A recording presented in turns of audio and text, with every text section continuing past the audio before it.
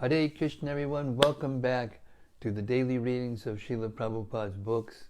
I really missed you last night. I don't know what I did without you. It wasn't fun, that's for sure. But separation makes the heart grow fonder. So here we are to continue our reading of Caitanya-caritämrta, Sri Chaitanya Mahäprabhu, the pastimes of Sri Chaitanya Mahäprabhu after he took sannyas, Madhya-lila. Srila Bhaktisiddhanta Saraswati Thakur was so fond of Caitanya-caritämrta that it was his life and soul.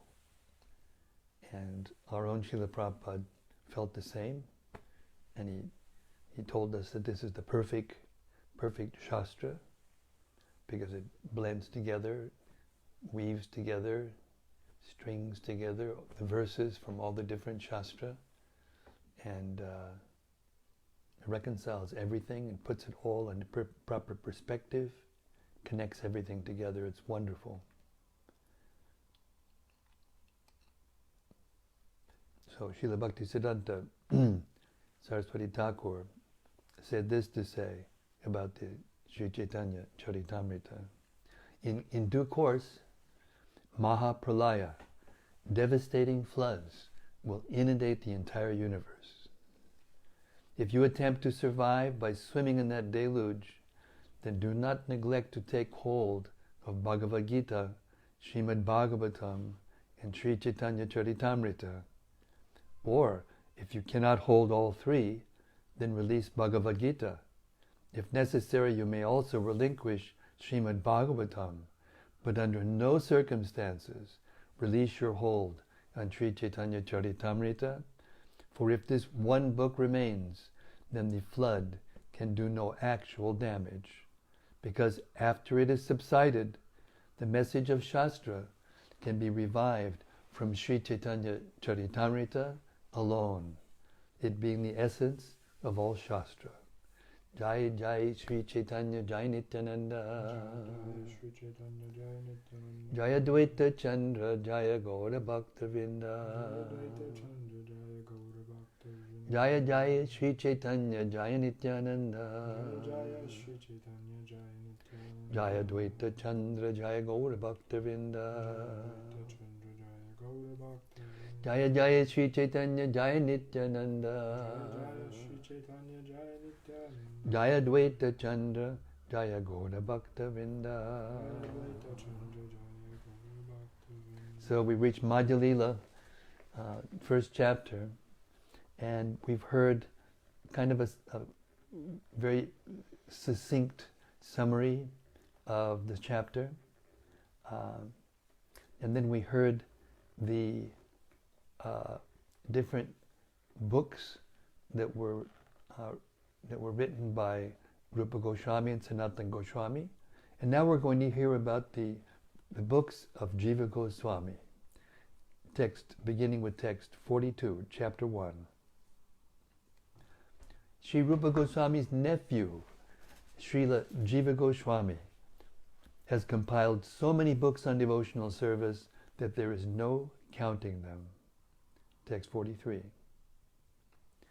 In Sri Bhagavat Sandarbha, Srila Jiva Goswami has written it conclusively about the ultimate end of devotional service. Purport. The Bhagavat Sandarbha is also known as the Shat Sandarbha. In the first part, called Tattva Sandarbha, it is proved that Srimad Bhagavatam is the most authoritative evidence directly pointing to the absolute truth. The second Sandarbha, called Bhagavat Sandarbha, draws a distinction between impersonal Brahman and localized Paramatma, and describes the spiritual world and the domination of the mode of goodness devoid of contamination by the other two material modes. In other words, there's a vivid description of the transcendental position known as Shuddha Sattva. Material goodness is apt to be contaminated by the other two material qualities, ignorance and passion, but when one is situated in the Shuddha-sattva position, there is no chance for such contamination.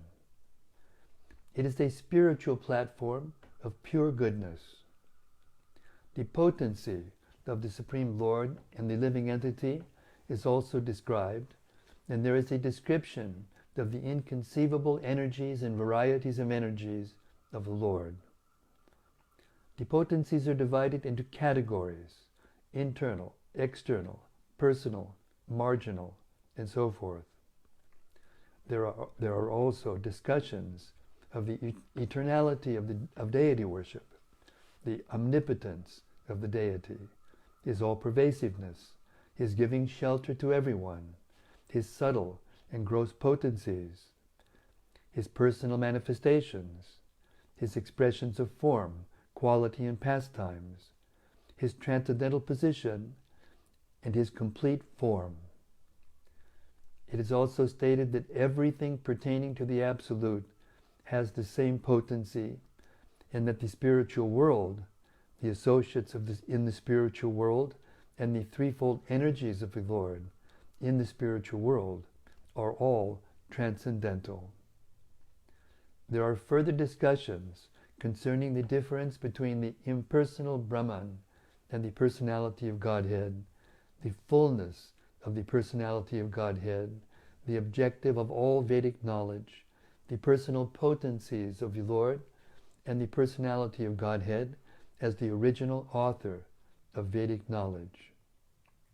The third Sandarbha is called Paramatma Sandarbha, and in this book there is a description of Paramatma, the Supersoul, and an explanation of how the Supersoul exists in millions and millions of living entities. There are discussions of the differences between the qualitative incarnations and discourses concerning the living entities, Maya, the material world, the theory of transformation, the illusory energy, the sameness of this world and the Supersoul, and the truth about this material world. In this connection, the opinions of Sridhar Swami are given. It is stated that the Supreme Personality of Godhead, although devoid of material qualities, superintends all material activities. There is also a discussion of how the Lila Avatara incarnations respond to the desires of the devotees, and how the Supreme Personality of Godhead is characterized by 6 opulences. The fourth Sandarbha is called Krishna Sandarbha, and in this book Krishna is proved to be the Supreme Personality of Godhead. There are discussions of Krishna's pastimes and qualities, his superintendence of the Purusha avatars, and so forth. The opinions of Sridhar Swami are corroborated. In each and every scripture, the supremacy of Krishna is stressed. Baladev, Sankarshan, and other expansions of Krishna are emanations of Maha Sankarshan. All the incarnations and expansions exist simultaneously in the body of Krishna, who is described as two-handed. There are also descriptions of the Goloka planet, Vrindavan, the eternal place of Krishna, the identity of Goloka and Vrindavan, the Yadavas and the cowherd boys, both eternal associates of Krishna, the equality of the manifest and unmanifest pastimes, Sri Krishna's manifestation in Gokula, the queens of Dwarka, as expansions of the internal potency, and, superior to them, the super excellent gopis. There is also a list of the gopis' names and a discussion of the topmost position of Srimati Radharani. The fifth Sandarbha is called Bhakti Sandarbha, and in this book there is a discussion of how devotional service can be directly executed and how such service can be adjusted, either directly or indirectly. There is a discussion of the knowledge of all kinds of scripture, the establishment of the Vedic institution of Varnashram, Bhakti is superior to fruitive activity, and so forth. It is also stated that without devotional service, even a Brahmana is condemned. There are discussions of the process of karma tyag, the giving the results of karma to the Supreme Personality of Godhead, and the practices of mystic yoga and philosophical speculation, which are deprecated as simply hard labor. Worship of the demigods is discouraged, and worship of a Vaishnava is considered exalted. No respect is given to the non-devotees. There are discussions of how one can be liberated even in this life, Jivan Mukta, Lord Shiva as a devotee, and how a Bhakta and his devotional service are eternally existing. It is stated that through bhakti one can attain all success because bhakti is transcendental to the material qualities. There is a discussion of how the self is manifest through bhakti. There is also a discussion of the self's bliss, as well as how bhakti, even imperfectly executed, enables one to attain the lotus feet of the Supreme Personality of Godhead.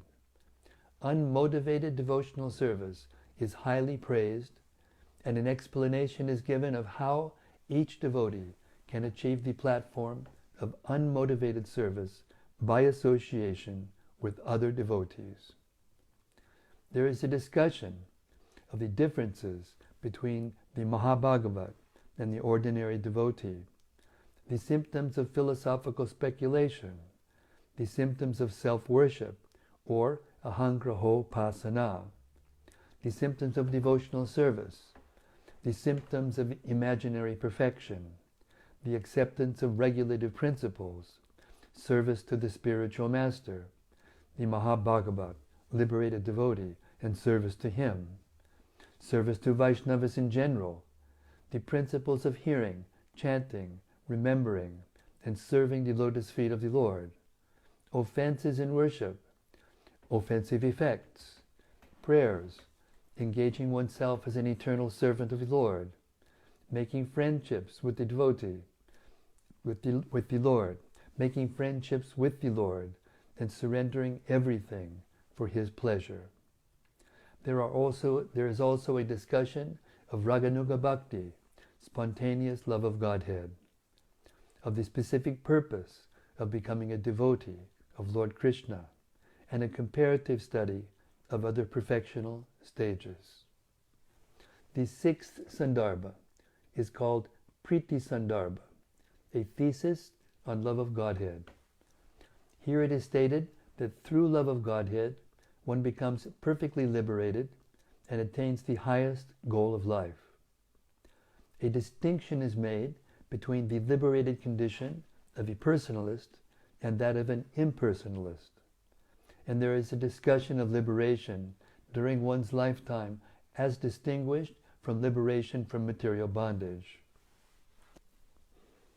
Of all kinds of liberation, liberation in loving service to the Lord is described as the most exalted, and meeting the Supreme Personality of Godhead face to face is shown to be the highest perfection of life. Immediate liberation is contrasted with liberation by a gradual process. Both realization of Brahman and meeting with the Supreme Personality of Godhead are described as liberation within one's lifetime, but meeting with the Supreme Personality of Godhead, both internally and externally, is shown to be super excellent, above the transcendental realization of the Brahman effulgence.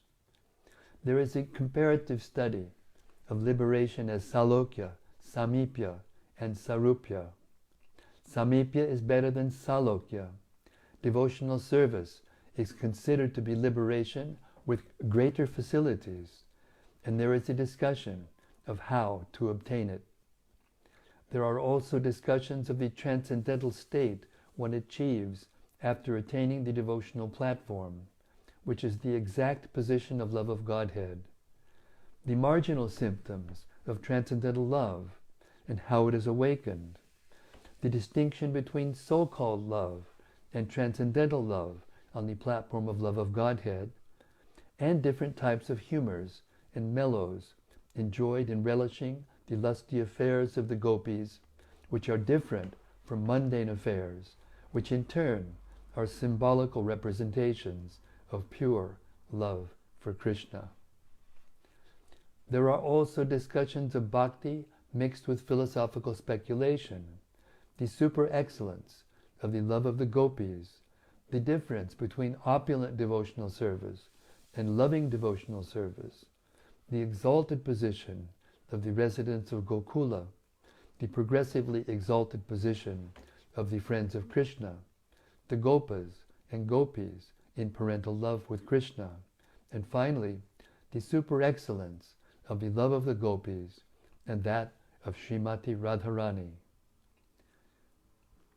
There is also a discussion of how spiritual feelings can be present when one simply imitates them, and of how such mellows are far superior to the ordinary mellows of mundane love.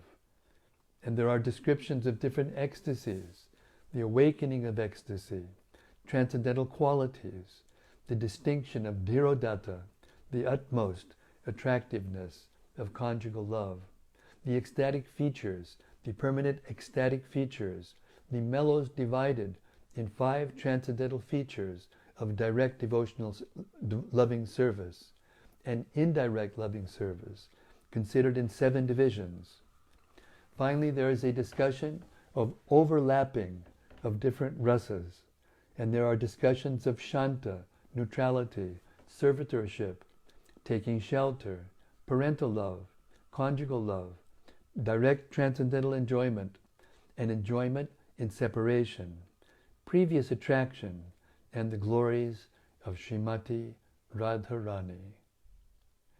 I mean, imagine how familiar you would have to be with the book to just write that summary of just the subject matters in the Sandarbhas. There's a statement in one of Prabhupada's purports that serious students are suggested or recommended to go through the Sandarbhas of Jiva Goswami.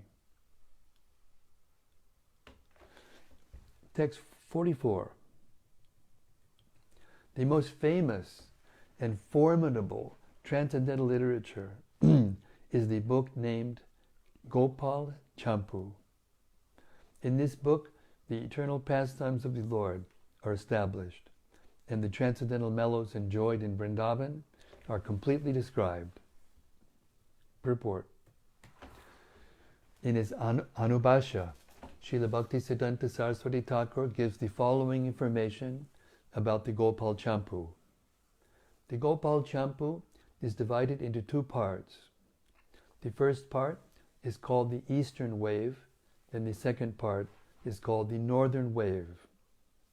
In the first part, there are 33 supplications, and in the second part, 37 supplications. In the first part, completed in 1510 Shakabda, AD 1588, the following subject matters are discussed. 1. Vrindavan and Goloka. 2. The killing of the Putana demon, the gopis returning home under the instructions of Madhya-lila, the bathing of Lord Krishna and Balarama, and Snigdhakanta and Madhukanta. 3. The dream of Madhya-lila. 4. The Janmashtami ceremony. 5. The meeting between Nanda Maharaj and Vasudev, and the killing of the Putana demon. 6. The pastimes of awakening from bed, the deliverance of the demon Shakata, and the name-giving ceremony. 7. The killing of the Trinavarta demon, Lord Krishna's eating dirt, Lord Krishna's childish naughtiness, and Lord Krishna as a thief. 8. Churning of the yogurt, Krishna's drinking milk from the breast of Mother Yashoda, the breaking of the yogurt pot, Krishna bound with ropes, the deliverance of the 2 brothers, Yamalarjuna, and the lamentation of Mother Yashoda. 9. Entering Sri Vrindavan. 10. The killing of Vatsasura, Bakasura, and Vyomasura. 11. The killing of Aghasura and the bewilderment of Lord Brahma. 12. The tending of the cows in the forest, taking care of the cows and chastising the Kaliya serpent. 14. The killing of Gardabasura, the ass demon, and the praise of Krishna. 15. The previous attraction of the gopis. 16. The killing of Pralambasura and the eating of the forest fire. 17. The gopis' attempt to approach Krishna. 18. The lifting of Govardhan Hill. 19. Bathing Krishna with milk. 20. The return of Nanda Maharaj from the custody of Varuna and the vision of Goloka Vrindavan by the Gopas. 21. The performance of the rituals of Caitanya-caritämrta and the worship of the goddess Durga. 22. The begging of food from the wives of the Brahmanas performing sacrifices. 23. The meeting of Krishna and the gopis. 24. Krishna's enjoying the company of the gopis, the disappearance of Radha and Krishna from the scene, and the search for them by the gopis. 25. The reappearance of Krishna. 26. The determination of the gopis. 27. Pastimes in the waters of the Yamuna. 28. The deliverance of Nanda Maharaj from the clutches of the serpent. 29. Various pastimes in solitary places. 30. The killing of Shankachuda and the Hori. 31. The killing of Arishtasura. 32. The killing of the Keshi demon. 33. The appearance of Sri Narada Muni and the description of the year in which the book was completed. In the second part, known as Uttara Champu, the following such subject matters are discussed. 1. Attraction for Brajabhumi. 2. The cruel activities of Akrura. 13. Krishna's departure for Mathura. 3. Krishna's departure for Mathura. 4. A description of the city of Mathura. 5. The killing of Kamsa. 6. Nanda Maharaj's. Was that 6? Yes. 26, no?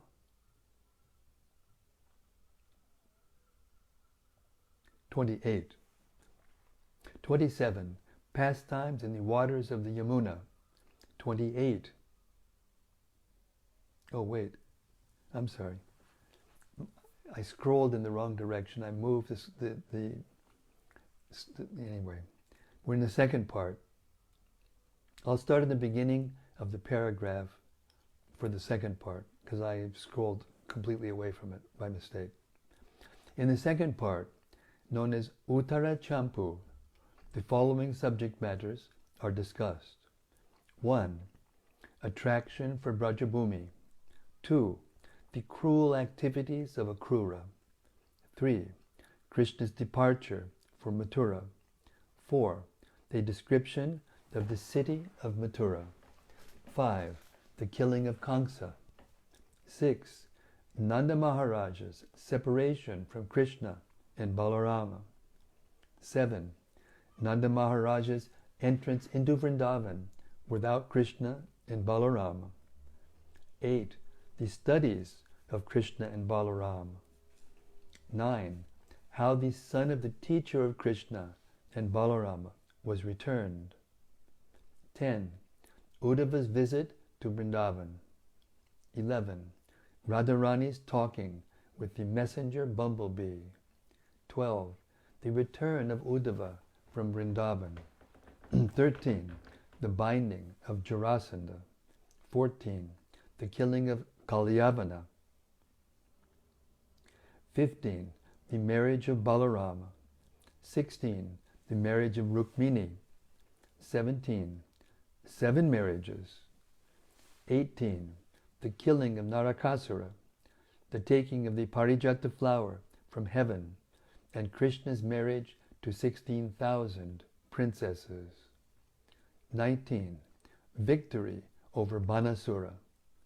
20. A description of Balaram's return to Braja. 21. The killing of Paundraka, the imitation Vishnu. 22. The killing of Dvivida and thoughts of Hastinapur. 23. Departure for Kurukshetra. 24. How the residents of Vrindavan and Dwaraka met at Kurukshetra. 25. Krishna's consultation with Uddhava. 26. The deliverance of the king. 27. The performance of the Rajasuya sacrifice. 28. The killing of Shalva. 29. Krishna's considering returning to Vrindavan. 30. Krishna's revisiting Vrindavan. 31. The adjustment of obstructions by Srimati Radharani and others. 32. Everything completed. 33. The residence of Radha and Madhava. 34. The decorating Srimati Radharani and Krishna. 35. The marriage ceremony of Srimati Radharani and Krishna. 36. The meeting of Srimati Radharani and Krishna. And 37. Entering Goloka. That's Gopal Champu. When I was helping edit the Brihad Bhagavatamrita, Gopi Pranadana Prabhu, who did such a masterful job of translating that book and the purports, the commentaries, which had never been translated before. Then he started off on the Sandarbhas, and he told me that the reason I'm doing all of this is so that I can get to the Gopal Champu and translate the Gopal Champu. Therefore, when I think of him, tears come to my eyes, because it was such a great loss to the world. Gopi completed the Tattva Sandarbha and the Bhagavat Sandarbha, and he did the translation of the verses of the Paramatma Sandarbha, but not the commentary. So, those were original commentaries on the Sat Sandarbhas. Would have been the first ever. That's the level of devotional scholarship and understanding that Gopi Pranadana Prabhu had, realization. Okay, moving on. Text 45. Thus, Srila Rupa Goswami, Sanatan Goswami, and their nephew, Srila Jiva Goswami, as well as practically all of their family members, lived in Vrindavan and published important books on devotional service. Text 46.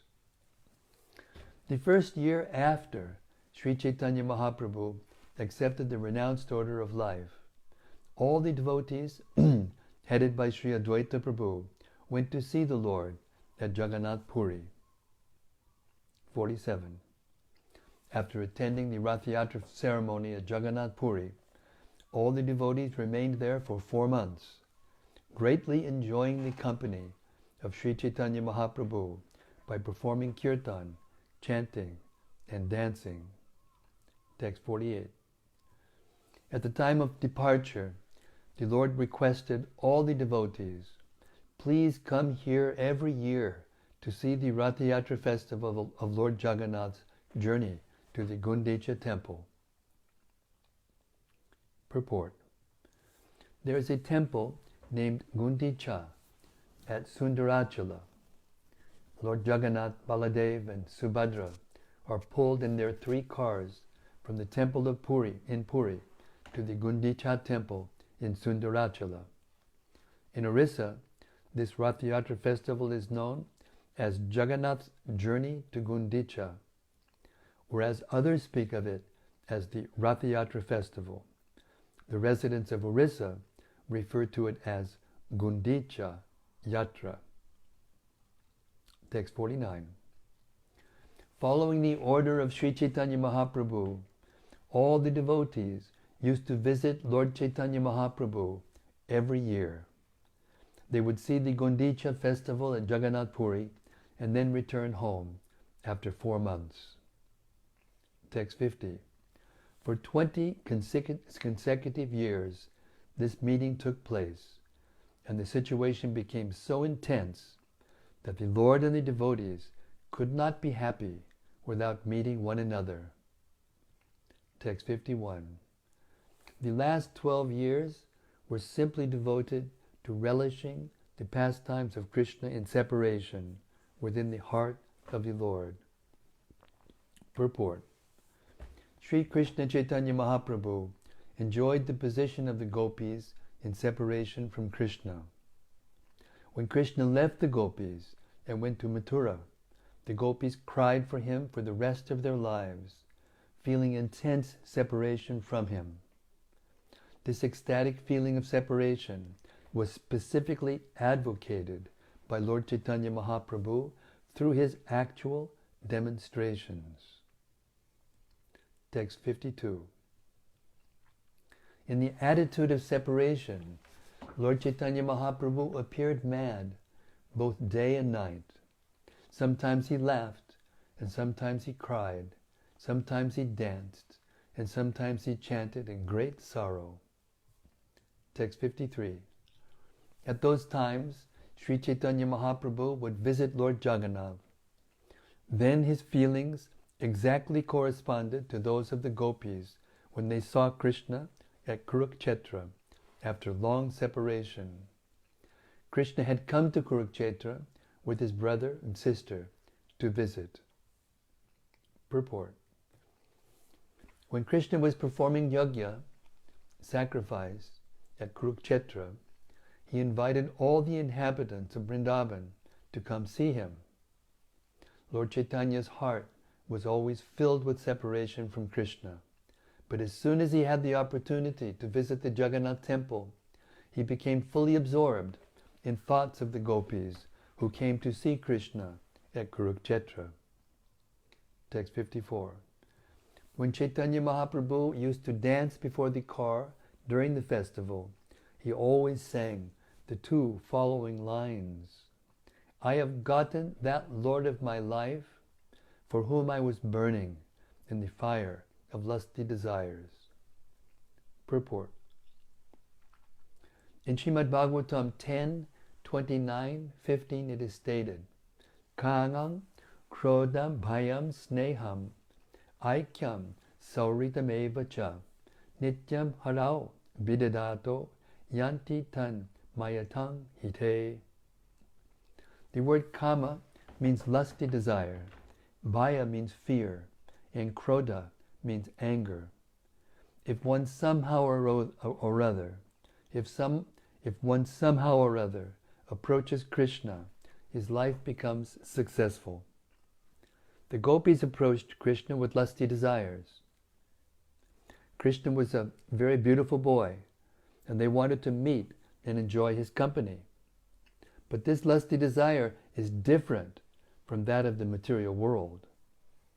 It appears like mundane lust, but in actuality, it is the highest form of attraction to Krishna. Chaitanya Mahaprabhu was a sannyasi. He left home and everything else. He could certainly not be induced by any mundane lusty desires. So when he used the word madana dahine, in the fire of lusty desire, he meant that out of pure love for Krishna, he was burning in the fire of separation from Krishna. Whenever he met Jagannath, either in the temple or during the Rath Yatra, Chaitanya Mahaprabhu used to think, now I have gotten the Lord of my life and soul. Text 56. Lord Chaitanya Mahaprabhu used to sing this song, Saita Pradhananath, especially during the latter part of the day, and he would think, let me take Krishna and go back to Vrindavan. This ecstasy was always filling his heart. Purport. Being always absorbed in the ecstasy of Srimati Radharani, Sri Chaitanya Mahaprabhu felt the same separation from Krishna that Srimati Radharani felt when Krishna left Vrindavan and went to Mathura. This ecstatic feeling is very helpful in attaining love of God in separation. Sri Chaitanya Mahaprabhu has taught everyone that one should not be overly anxious to see the Lord, but should rather feel separation from Him in ecstasy. It is actually better to feel separation from Him than to desire to see Him face to face.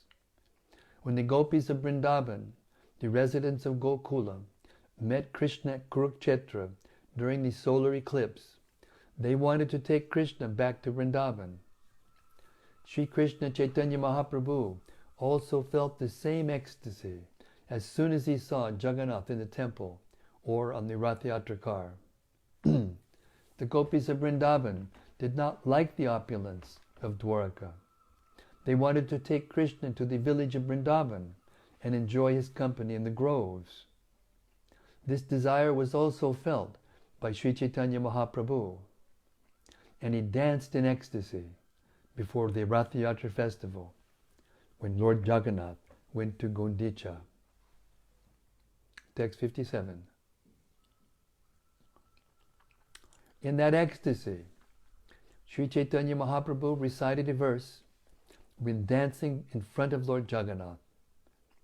Almost no one could understand the meaning of that verse. Yak komara hadak sa eva hi varasta eva chaitra chapas te chon milita malati surabayak praudak kadambanilaha Sachai vasmitata pitatra surata vyapada lila vidao reva rodasiveta tarutale chetak samutkantate. That very personality who stole away my heart during my youth is now again my master. These are the same moonlit nights of the month of Chaitra. The same fragrance of malati flowers is there, and the same sweet breezes are blowing from the Kadamba forest. In our intimate relationship, I am also the same lover, yet still my mind is not happy here. I am eager to go back to that place on the bank of the Reva, under the Vetasi tree. That is my desire. Purport. This verse appears in the Padyavali 386, an anthology of verses compiled by Srila Rupa Goswami. Text 59. This verse appears to be the hankering of some young boy and girl. This verse appears to be the hankering between some ordinary boy and girl, but its actual deep meaning was known only to Swarup Damodar. By chance, one year Rupa Goswami was also present there. Text 60. Although the meaning of the verse was known only to Swarup Damodar, Rupa Goswami, after hearing it from Sri Chaitanya Mahaprabhu, immediately composed another verse that described the meaning of the original verse. After composing this verse, Rupa Goswami wrote it on a palm leaf and put it on the roof of the thatched house in which he was living. 62. After composing this verse and putting it on the roof of his house, Srila Rupa Goswami went to bathe in the sea. In the meantime, Lord Chaitanya Mahaprabhu went to his hut to meet him. Text 63. To avoid turmoil, three great personalities, Haridas Thakur, Srila Rupa Goswami and Srila Sanatana Goswami did not enter the temple of Jagannath. Purport. It is still the practice of the Jagannath temple not to allow those to enter who do not strictly follow the Vedic culture known as Hinduism. Srila Haridas Thakur, Srila Rupa Goswami, and Srila Sanatana Goswami had previous intimate connections with Muslims. Haridas Thakur had been born in a Muslim family, and Srila Rupa Goswami and Srila Sanatana Goswami, having given up their social status in Hindu society, had been appointed ministers in the Muslim government. They had even changed their names to Dabir Khas and Sakara Malik. Thus they had supposedly been expelled from Brahmana society. Consequently, out of humility, they did not enter the temple of Jagannath, although the personality of Godhead Jagannath, in his form of Chaitanya Mahaprabhu, personally came to see them every day. Similarly, the members of this Krishna consciousness society are sometimes refused entrance into some of the temples in India. We should not feel sorry about this as long as we engage in chanting the Hare Krishna mantra. Krishna himself associates with devotees who are chanting his holy name, and there is no need to be unhappy over not being able to enter a certain temple. Such dogmatic prohibitions were not approved by Lord Chaitanya Mahaprabhu. Those who were thought unfit to enter the Jagannath temple were daily visited by Chaitanya Mahaprabhu, and this indicates that Chaitanya Mahaprabhu did not approve of the prohibitions. To avoid unnecessary turmoil, however, these great personalities would not enter the Jagannath temple. Text 64. Every day Sri Chaitanya Mahaprabhu used to see the Upala Bhoga ceremony at the temple of Jagannath, and after seeing this, he used to go visit these three great personalities on his way to his own residence. Purport. Upala Bhoga is a particular type of offering performed just behind the Garuda Stamba on a stone slab. That stone slab is called the Upala. All food is offered within the temple room, just below the altar of Jagannath. This bhoga, however, was offered on the stone slab within the vision of the public. Therefore it is called Upala Bhoga. If one of these three was not present, he would meet the others. That was his regular practice. Text 66. When Sri Chaitanya Mahaprabhu went to the residence of Srila Rupa Goswami, he accidentally saw the palm leaf on the roof, and thus he read the verse composed by him. 67. After reading the verse, Sri Chaitanya Mahaprabhu went into an ecstatic mood. While he was in that state, Srila Rupa Goswami came and immediately fell down on the floor like a rod. Purport. The word danda means roll or pole, rod or pole. A rod or pole falls straight. Similarly, when one offers obeisances to his superior with all 8 angas, parts of the body, he performs what is called dandavat. Sometimes we only speak of dandavats, but actually do not fall down. In any case, dandavat means falling down like a rod before one's superior.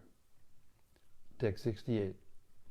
When Rupa Goswami fell down like a rod, Sri Chaitanya Mahaprabhu got up and gave him a slap. Then, taking him on his lap, he began to speak to him. No one knows the purport of my verse, Chaitanya Mahaprabhu said. How could you understand my intention? 70. Saying this, Lord Chaitanya Mahaprabhu bestowed various benedictions upon Rupa Goswami, and taking the verse, he later showed it to Sarup Goswami. 71. Having showed the verse to Sarup Damodar with great wonder, Chaitanya Mahaprabhu asked him how Rupa Goswami could understand the intentions of his mind.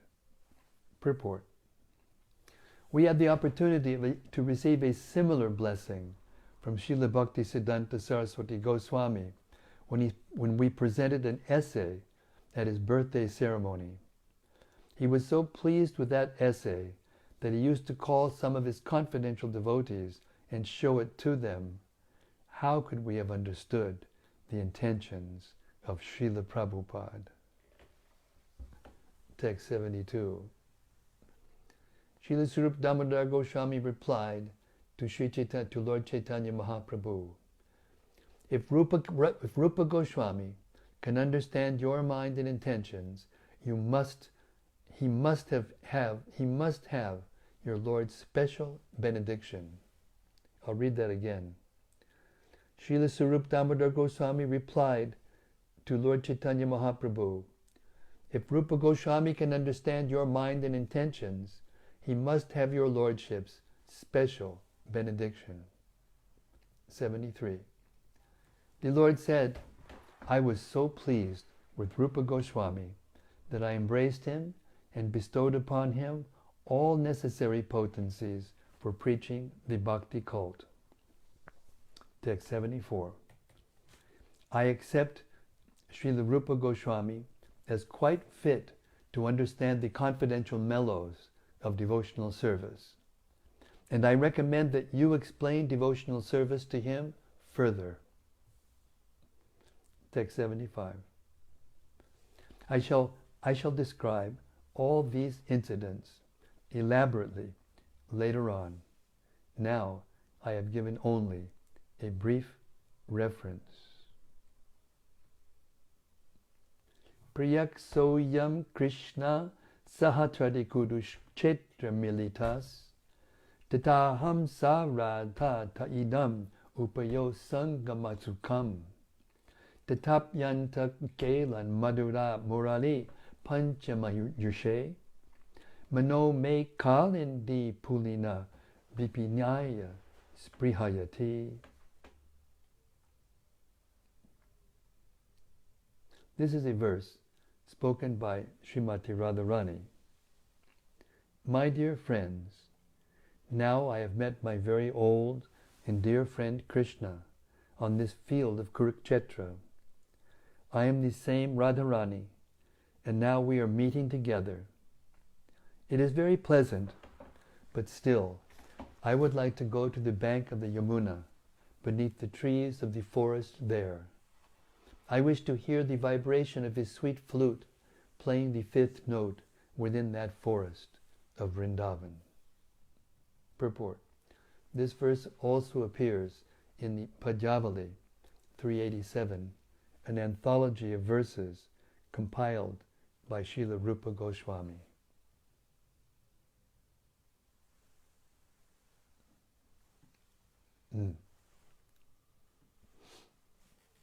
Text 77. Now, O devotees, please hear a brief explanation of this verse. Lord Chaitanya was thinking in this way after having seen the Jagannath deity. 78. The subject of his thoughts was Srimati Radharani, who met Krishna on the field of Kurukshetra.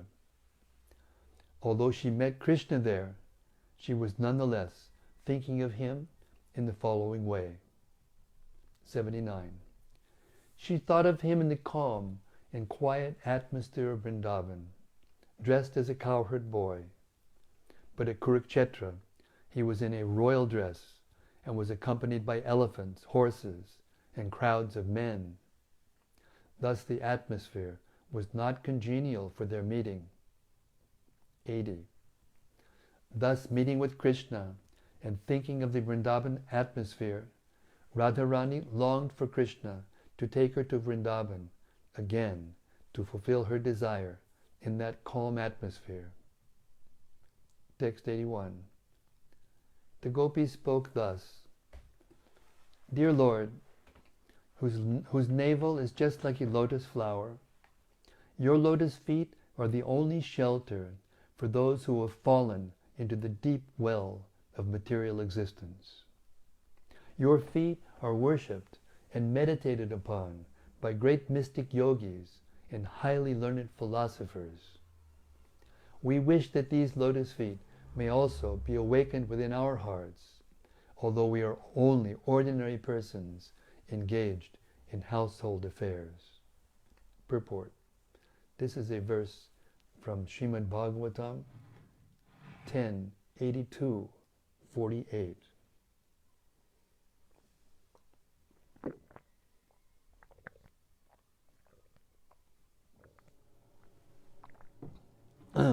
Text 82.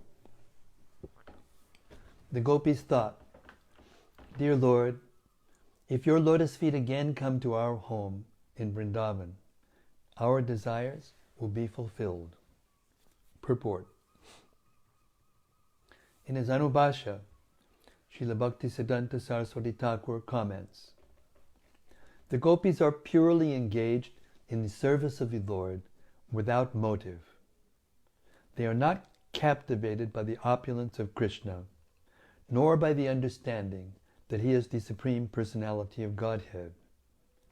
Naturally, the gopis were inclined to love Krishna, for he was an attractive young boy of Vrindavan village. Being village girls, they were not very much attracted to the field of Kurukshetra, where Krishna was present with elephants, horses, and royal dress. Indeed, they were not very much appreciative. They did not very much appreciate Krishna in that atmosphere.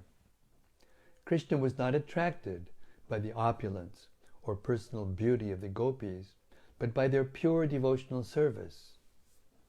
Similarly, the gopis were attracted to Krishna as a cowherd boy, not in sophisticated guise. Lord Krishna is inconceivably powerful. To understand him, great yogis and saintly persons give up all material engagements and meditate upon him. Similarly, those who are overly attracted to material enjoyment, to enhancement of material opulence, to family maintenance, or to liberation from the entanglements of this material world, take shelter of the Supreme Personality of Godhead. But such activities and motivations are unknown to the gopis. They are not at all expert in executing such auspicious activities. Already transcendentally enlightened, they simply engage their purified senses in the service of the Lord in the remote village of Vrindavan. The gopis are not interested in dry speculation, in the arts, in music, or other conditions of material life. They are bereft of all understanding of material enjoyment and renunciation. Their only desire is to see Krishna return and enjoy spiritual, transcendental pastimes with them. The gopis want him simply to stay in Vrindavan, so that they can render service unto him for his pleasure. There is not even a tinge of personal sense gratification. 84. In one verse, Srila Rupa Goswami has explained the confidential meaning of the verse of Srimad Bhagavatam for the understanding of the general populace.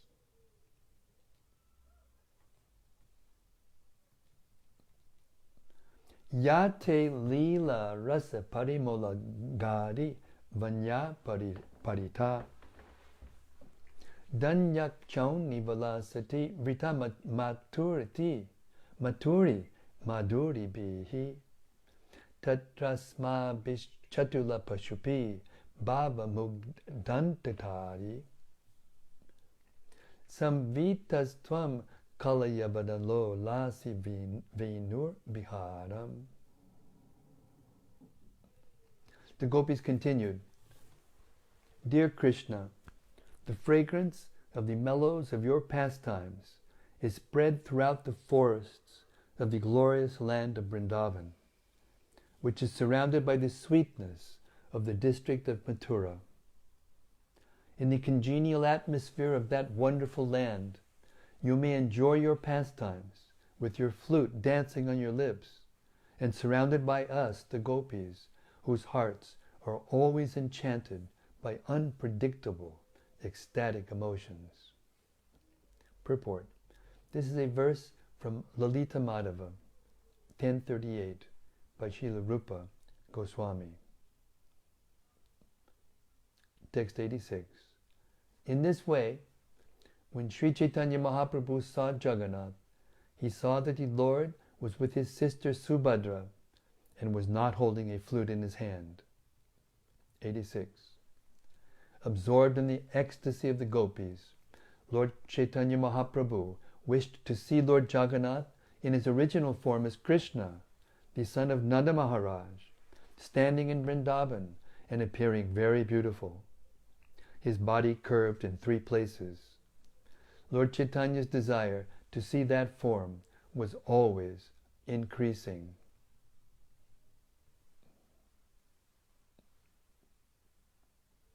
This is the secret of how it is that feelings of Krishna and separation are actually more intense than the meeting itself.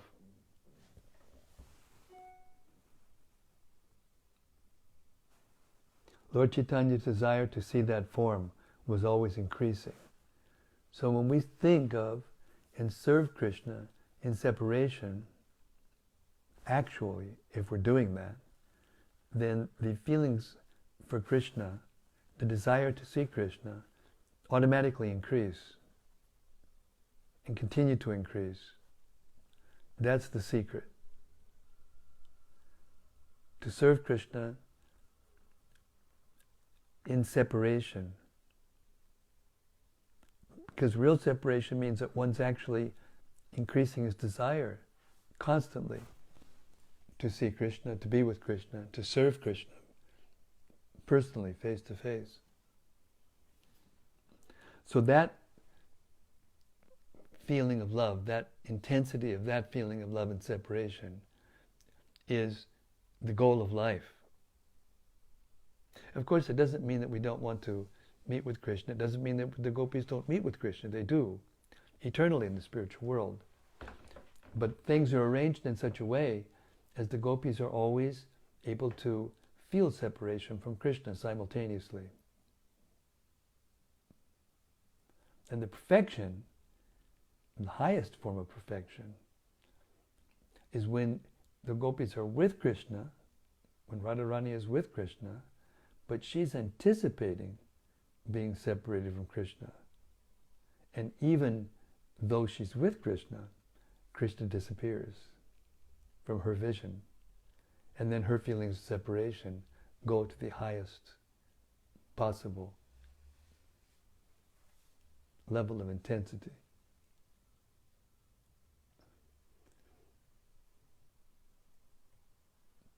So I'm going to stop here. It's hard to stop this section. It goes on and on. But I'm going to stop here, and then we're going to start tomorrow on a very high platform of hearing as we hear how Srimati Radharani, or Lord Chaitanya rather, talked in the mood of Radharani while feeling these feelings of separation. Hare Krishna. Sri Caitanya Mahaprabhu ki jai. Sri Caitanya-caritämrta ki jai. Gaur Premanandi Hari Hari Bo. Okay, it's your turn. The open mic is in the hand of Abhaya, our faithful servant, kind-hearted devotee, and he will be the medium through which we will be able to hear your glorious reflections and so forth, and so on. Hare Krishna. The first is from Gopal Roy, Prabhu. Gopal Roy, fast off the blocks.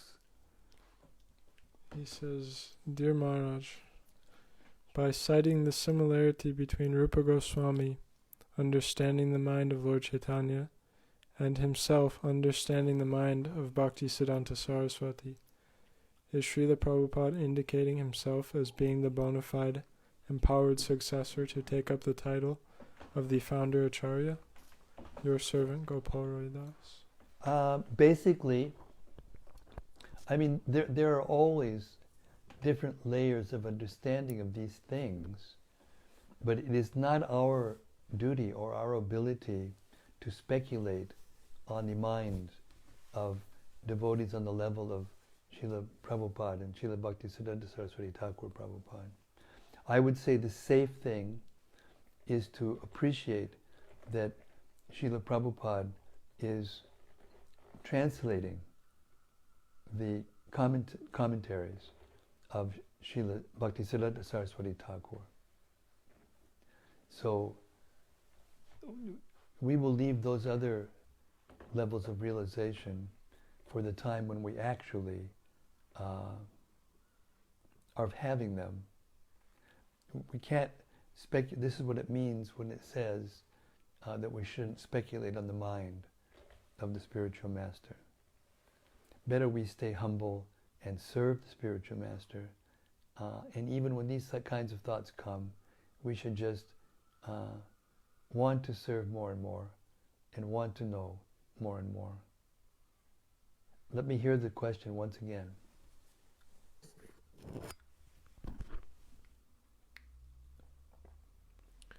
By citing the similarity between Rupa Goswami understanding the mind of Lord Chaitanya and himself understanding the mind of Bhaktisiddhanta Saraswati, is Srila Prabhupada indicating himself as being the bona fide empowered successor to take up the title of founder Acharya?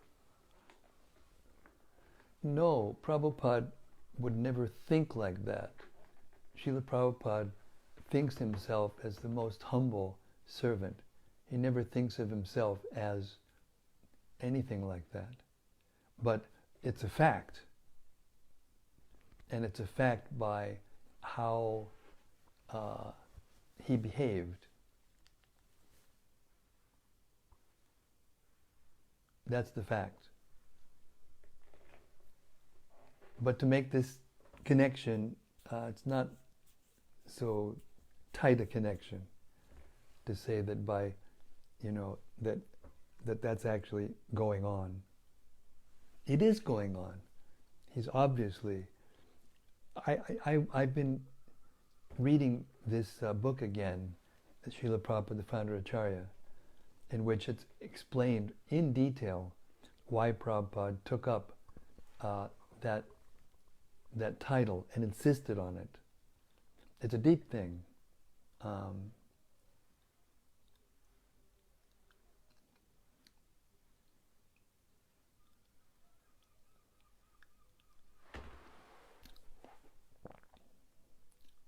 So Srila Prabhupada never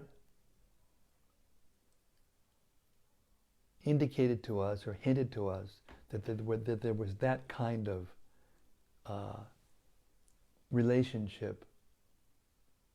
But because of his activities and because he insisted on his name as the founder Acharya being printed underneath the International Society for Krishna Consciousness, wherever it appeared, letterhead, leaflets, literatures, whatever.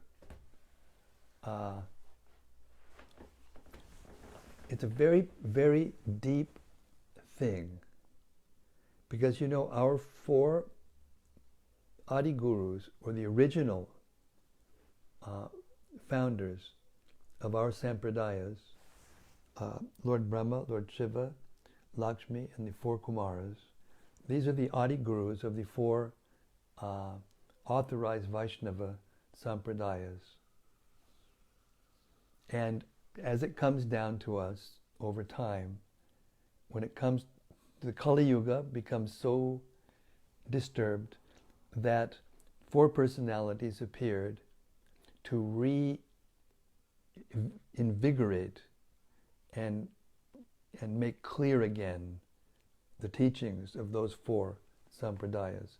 That's Ramanujacharya, Madhvacharya, Vishnu Swami, and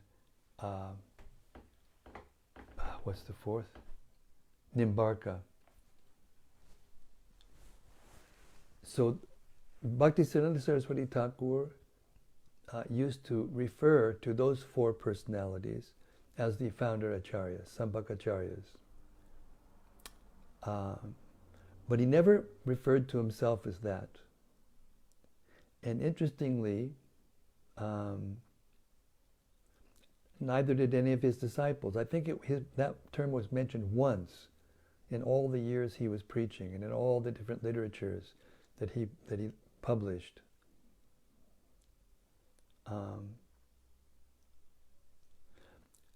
Now there's one possible explanation for this. You can hand me the book.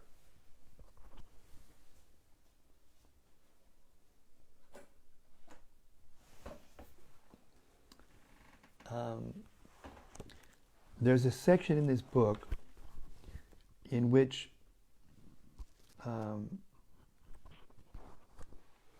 the idea that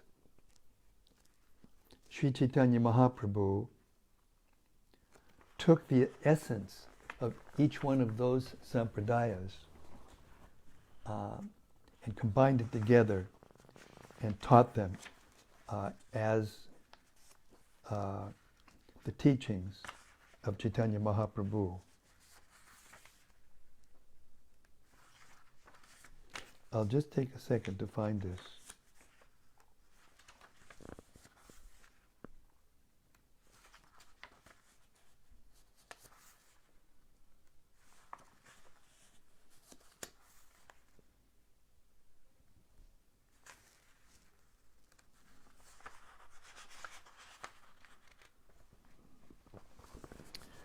Actually, Bhaktivinoda Thakur revealed this history.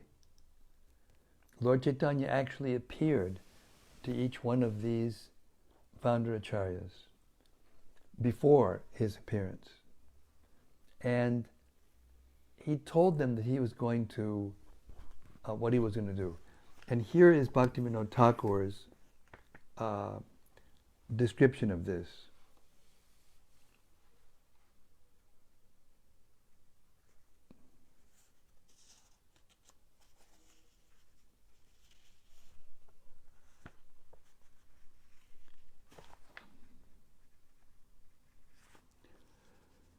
Later, when I begin the Sankirtan movement, I myself will preach the essence of the 4 Vaishnava philosophies. From Madhva, I will receive 2 essential items: his complete defeat of the Mayavad philosophy and his service to the deity of Krishna, accepting the deity as an eternal spiritual being. That's from Madhva. From Ramanuja, I will accept 2 great teachings: the concept of bhakti, unpolluted by karma and jnana, and service to the devotees. From Vishnu Swami's teachings, I will accept 2 main elements: the sentiment of exclusive dependence on Krishna and the path of raga bhakti. And from you, Nimbarka, he's speaking to Nimbarka, I will receive 2 excellent principles: the necessity of taking shelter of Radha and the high esteem for the gopis' love of Krishna.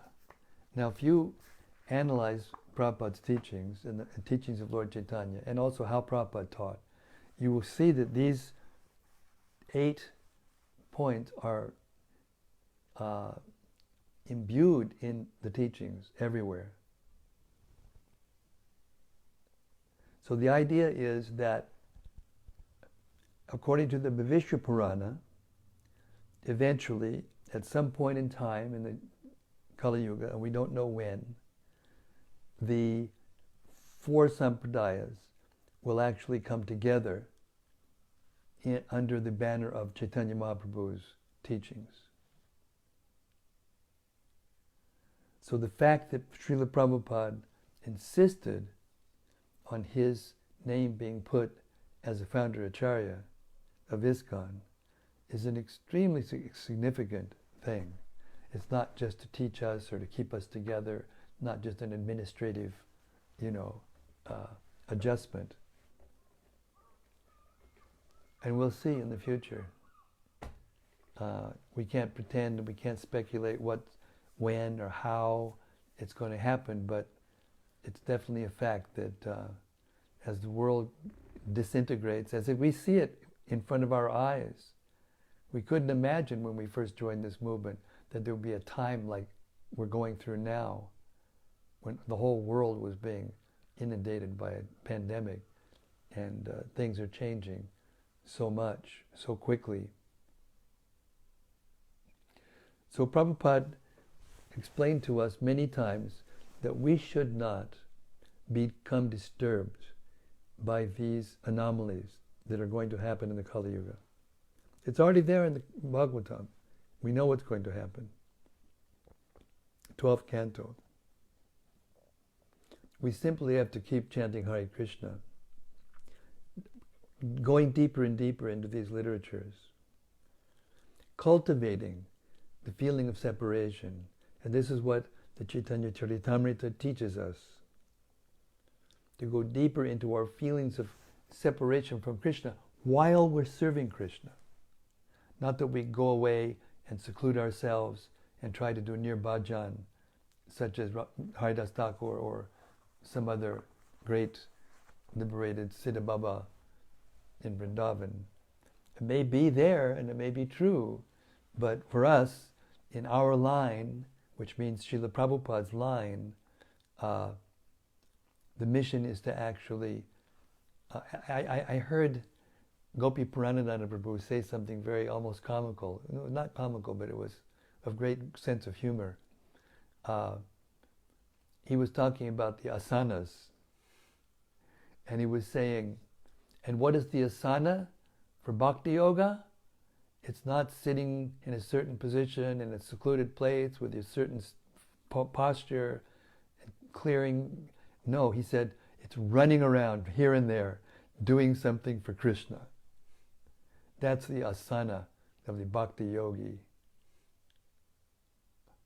It means that you can perform perfect yoga at any time, any place, doing anything, as long as it is according to the instructions of Shastra and being authorized by a bona fide spiritual master. So that's as far as I can take that analogy. Hare Krishna.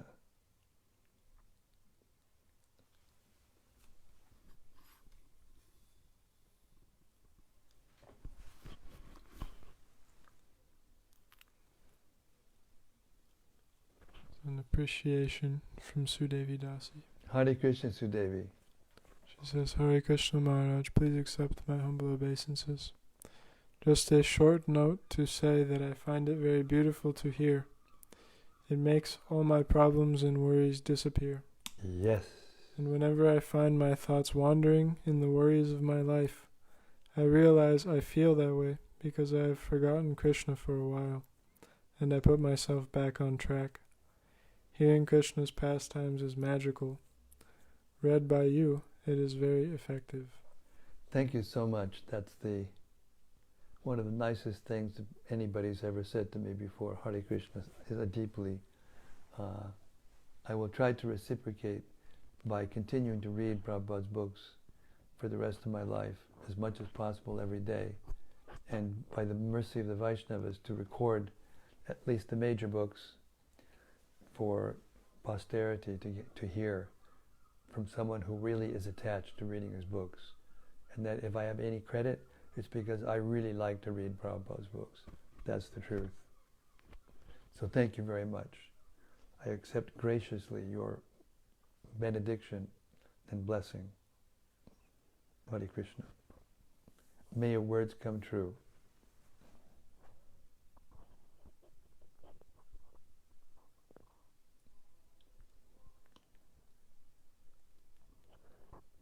Now, we had a long reading, and it's 8:30 already, and my voice is already starting to go a little bit.